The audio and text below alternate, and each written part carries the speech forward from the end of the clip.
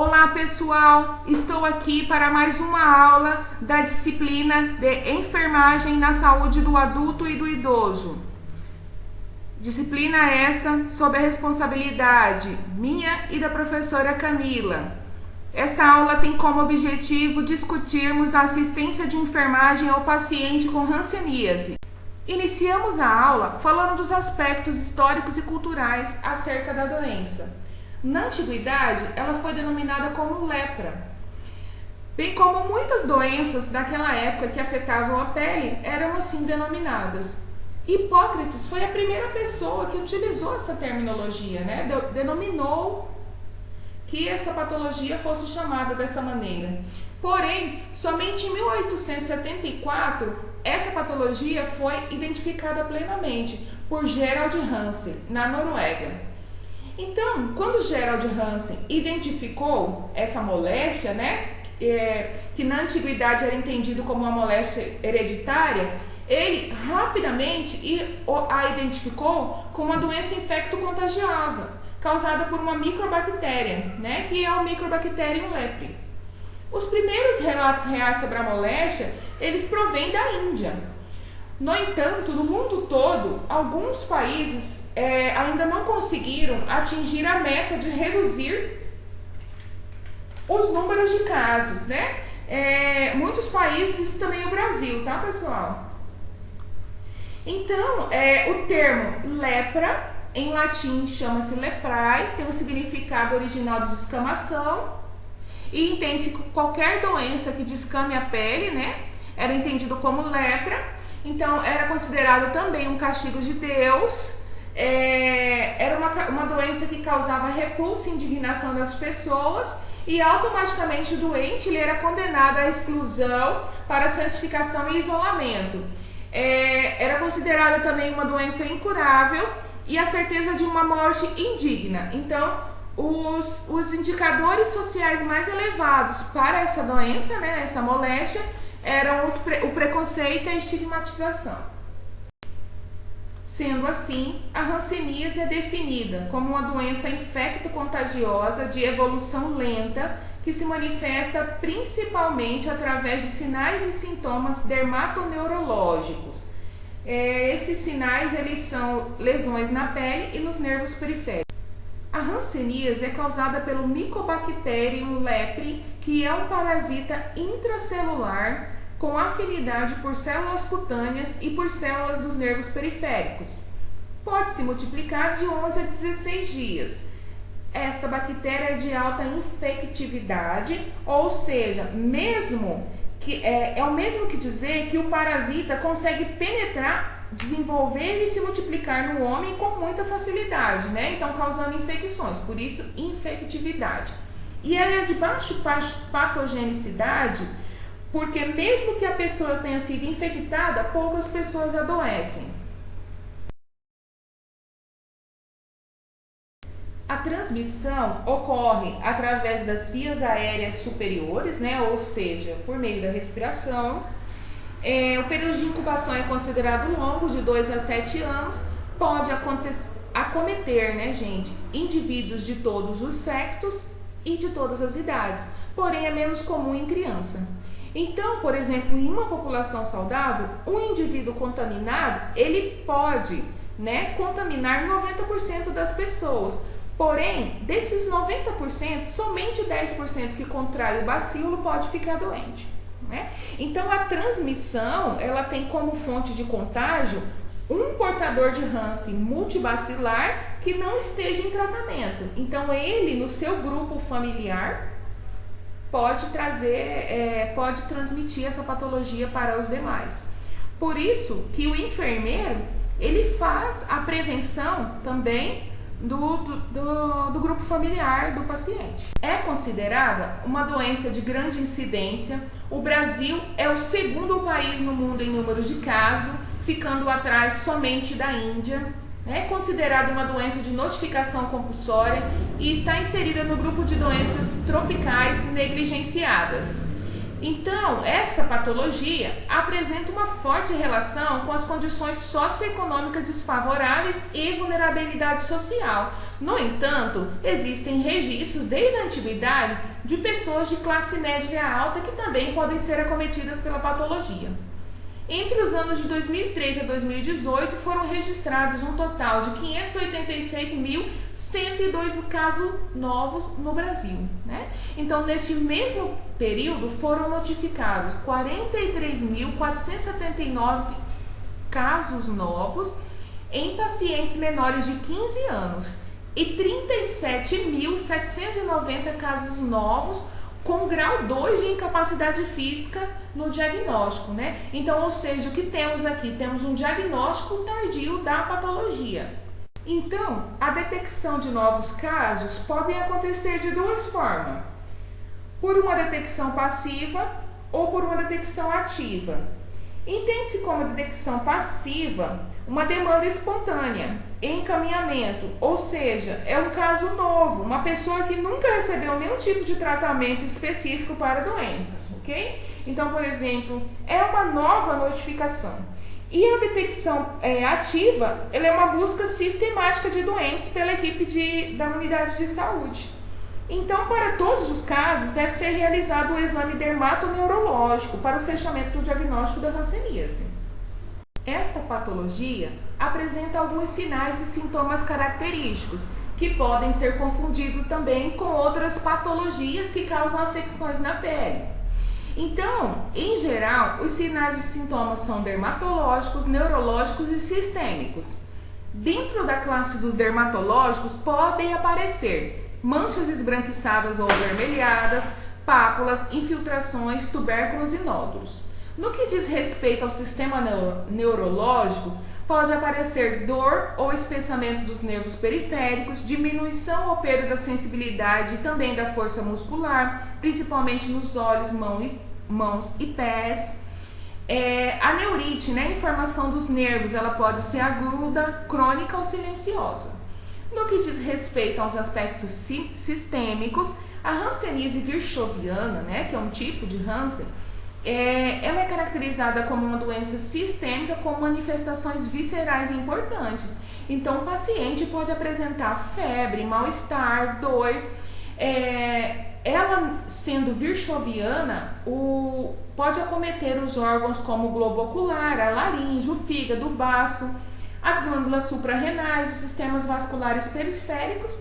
E aí, na palpação, você pode sentir os linfonodos e também o aumento dos testículos, se o paciente for do sexo masculino, no caso. Okay? O diagnóstico para a patologia leva em consideração os aspectos clínicos e laboratoriais. No que diz respeito aos aspectos clínicos, temos que fazer uma boa anamnese, uma boa avaliação dermatológica, avaliação neurológica, o diagnóstico dos estados reacionais, né, que o paciente pode vir a apresentar, ficar atento aos diagnósticos diferenciais para descartar se o paciente está ou não acometido pela doença. Como eu falei anteriormente, várias outras infecções cutâneas, né, de pele, elas podem se parecer com a hanseníase. E aí também observamos a classificação do grau das incapacidades. No que diz respeito aos laboratoriais, nós fazemos a baciloscopia e o teste de Mitsuda. O teste de Mitsuda, ele é recomendado para a distinção dos casos neurais, que não apresentam lesão cutânea para a classificação da doença. Então, se eu tenho um paciente que não tem lesão cutânea, mas ele tem os outros sinais e sintomas, nós fazemos o teste como um diferencial aí para afirmar se o paciente, né, entrou ou não em contato com a bactéria. O teste ele é feito pela aplicação intradérmica de 0,1 ml de Mitsudina na face anterior do antebraço, como vocês podem observar aqui na imagem. E aí, espera-se que se forme uma pápula, então cerca de 1 centímetro de diâmetro de pápula. A leitura do teste, para verificar se ele deu positivo e negativo, ele é feito após 21 a 28 dias. E a leitura do teste, em geral, ela é feita na sala de vacina. Então, se estiver formada a pápula, deu positivo. Se não, considera-se que o teste é negativo. A hanseníase apresenta duas formas clínicas distintas.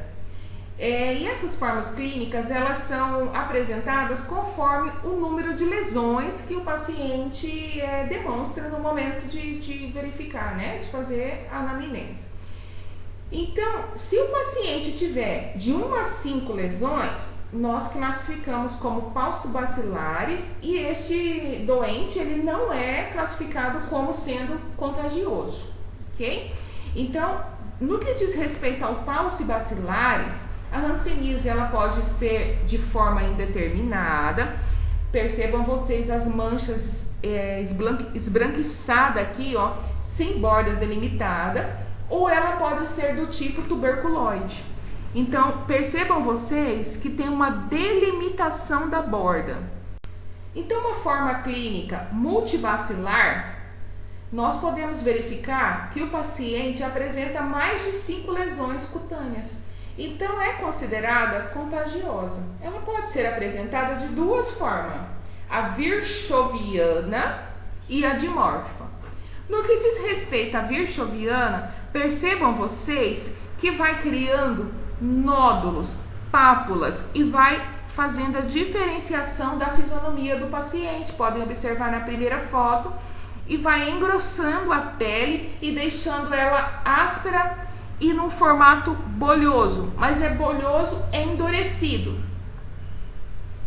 Quando ela é dimorfa, ela é parecida com a tuberculoide, mas ainda assim apresenta-se mancha esvermelhada, com uma aparência um pouco esbranquiçada no centro, endurecida. A anamnese ela é feita com a intenção de registrar as principais queixas do paciente. Então, se ele apresenta manchas dormentes na pele, dores, câimbras, formigamento, dormência e fraqueza nas mãos e nos pés. Então, a investigação epidemiológica é muito importante nessa fase, para se descobrir, no entanto, a origem dessa doença, bem como para traçar o diagnóstico precoce dos novos casos de hanseníase.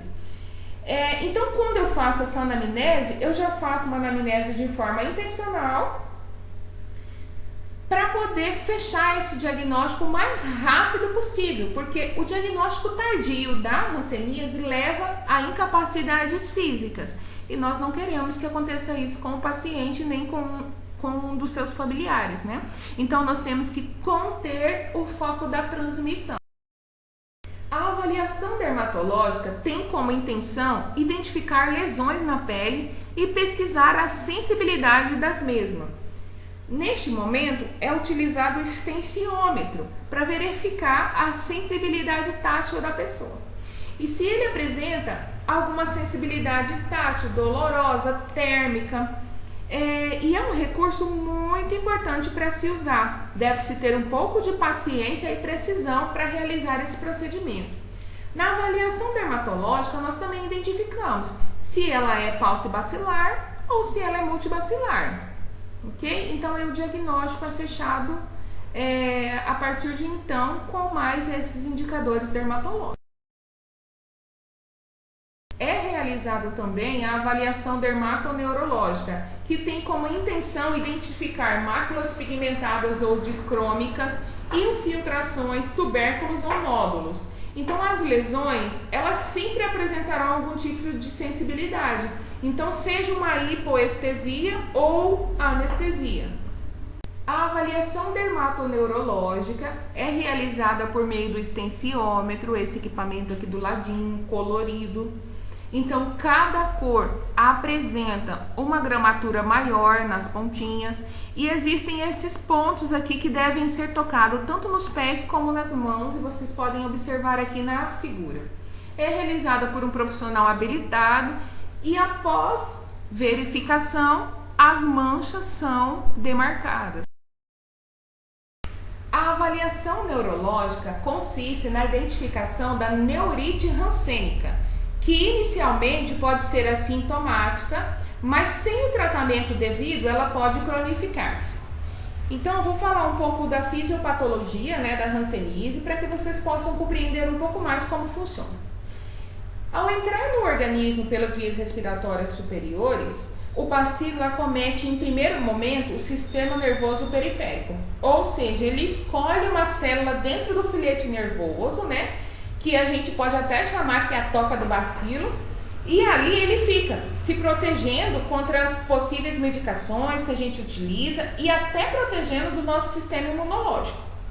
Então, por ele acometer inicialmente o filete imunológico, o filete nervoso e depois o tronco nervoso periférico, ele determina as lesões sequelares dos nossos nervos e, consequentemente, as lesões podem aparecer nos músculos, nas articulações e depois na pele. Então, quando nós detectamos uma mancha na pele, ele já se proliferou nos nervos.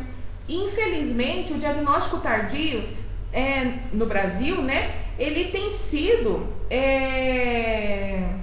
um grande indicador para o aparecimento das incapacidades. Então, e esse diagnóstico tardio, ele pode levar a sequela nos olhos, no nariz, na boca, na face, E essas sequelas, elas vêm mantendo o estigma milenar dessa patologia, ok?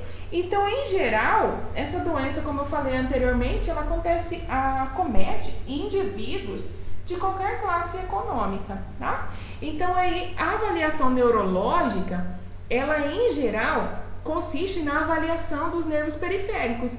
E os principais nervos periféricos comprometidos é o nervo trigêmeo, da face, nos braços, e aí realiza-se a palpação radial, ulnar e mediano, e nas pernas. Então, é realizada também a palpação na fíbula comum e na tíbia posterior. Aqui nós temos uma imagem que mostra os principais nervos periféricos acometidos pela hanseníase. Então, na face, nós temos o nervo trigêmeo, que ele é responsável para levar informações sensitivas do rosto até o cérebro. E também ele controla o músculo da mastigação. Então, aí a pessoa tem dificuldade aí de mastigar, de quebrar os alimentos mesmo.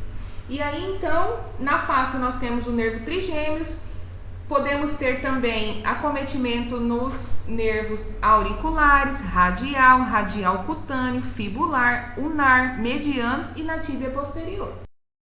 Então, a avaliação neurológica é realizada, conforme eu falei anteriormente, nessas regiões. Porém, inicialmente, a gente faz a avaliação dos olhos. Então, aí olha-se, faz a inspeção dos olhos e aí levanta a pálpebra superior para dar uma olhada na integridade e também na conjuntiva.